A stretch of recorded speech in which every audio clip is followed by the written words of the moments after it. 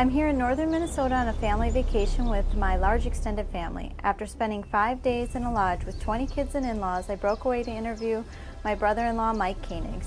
We're going to talk about leadership. Mike is a leader in the internet marketing field and considered an authority on the subject of video marketing. He consults with world leaders like Tony Robbins and superstars including Paula Abdul. He speaks worldwide in Sydney, Australia, Dubai, Singapore, and has recently opened an office in Malaysia.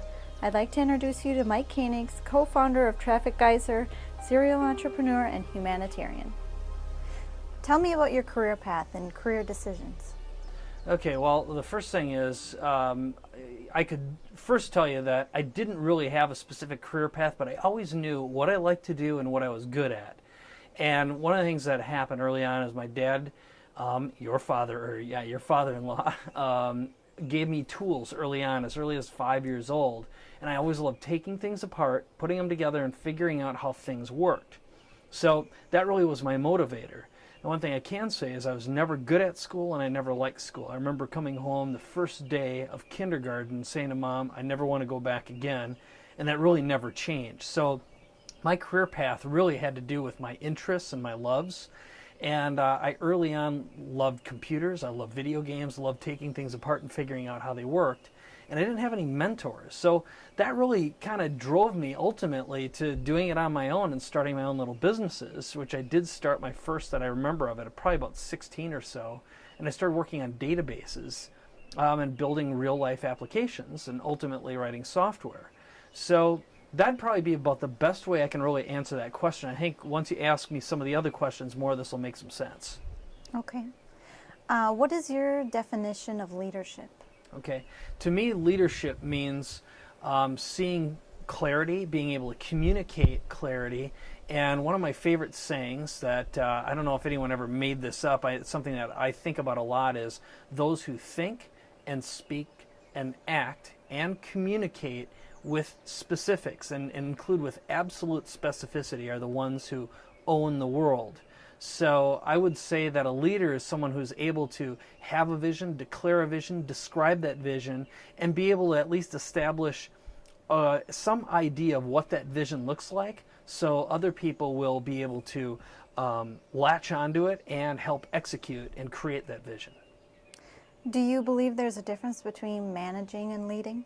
Absolutely. The difference between managing and leading to me is managing is usually the day-to-day. It might even be the minutia, where leaders see things from the top down. They work on their business and not in their business.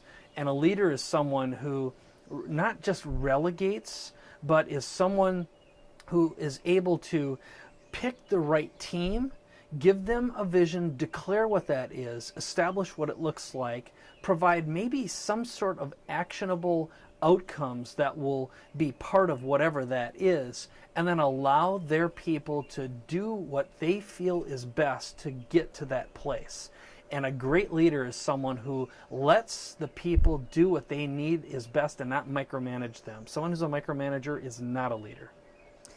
What is your personal philosophy of leadership? Okay, here's my personal philosophy of leadership.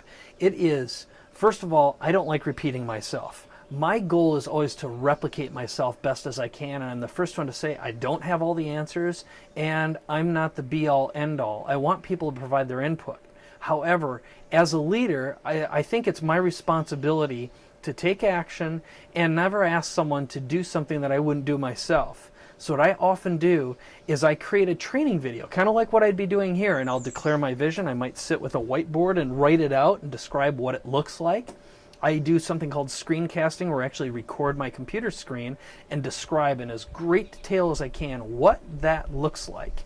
And then what I'll do is by replicating myself, I'm going to create, my goal is to teach my employees or my lieutenants to do exactly the same thing. So I always say, work yourself out of a job. What does that mean? Consistently and constantly increase your value to yourself, your organization, the world you live in, by improving your skill set and training other people to have the same skills you do, so you can move on until you reach a point where you're in your absolute place of stability. If you decide not to grow anymore, that's okay. An organization needs people who are absolutely stable and love to do exactly what they love to do. And there are other people who are constant climbers. They always want to get somewhere else and be bigger, better, and eventually they might want to take over my spot, my role, which is fine too. What skills have you acquired that have been most helpful to you as a leader? Okay, the biggest skill that I think I've learned is how to think and communicate with specificity. That's something that isn't easily taught, in my opinion, but I think it is easily observed by great mentors. So I've surrounded myself with great mentors. The other thing I've done is spent an awful lot of time learning how to speak in front of public audiences, how to sell. And I think those are two skills that you cannot undervalue. And a good friend of mine said to me, I was sitting in Sydney a couple weeks ago at a speaking engagement, and I was giving him a lot of crap because he's this guy who's all over the place. He's completely scattered, and from a point of view, he's not focused. And I was kind of giving him a hard time about that, and he said, look, I do deals. He said, if you look at anyone who's a multi-billionaire, they're not the guys executing. The billionaires are the guys who do, or the guys or gals who do deals.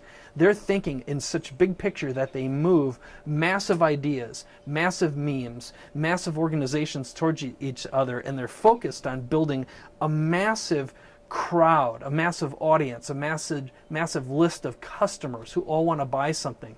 They're not working on the minutia. Now the minutia is critical. Without the minutia, you don't have a business. So a deal maker doesn't have huge value until there's already big value there.